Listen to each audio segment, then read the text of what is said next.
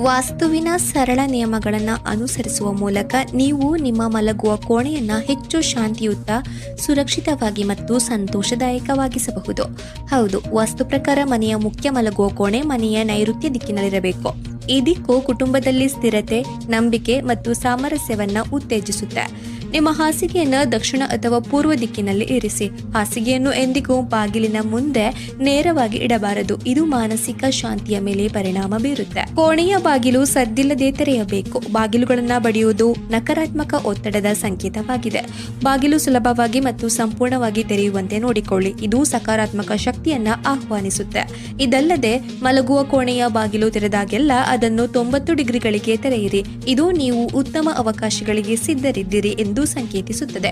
ಇನ್ನು ಮಲಗುವ ಕೋಣೆಯ ಬಾಗಿಲು ಮುಖ್ಯ ಬಾಗಿಲಿಗಿಂತ ಚಿಕ್ಕದಾಗಿರಬೇಕು. ವಾಸ್ತು ಪ್ರಕಾರ ಮಲಗುವ ಕೋಣೆಯ ಬಾಗಿಲು ಮುಖ್ಯ ಬಾಗಿಲಿಗಿಂತ ದೊಡ್ಡದಾಗಿದ್ರೆ ಇದು ಮನೆಯಲ್ಲಿ ನಕಾರಾತ್ಮಕ ಶಕ್ತಿಯ ಹರಿವನ್ನ ಹೆಚ್ಚಿಸಬಹುದು.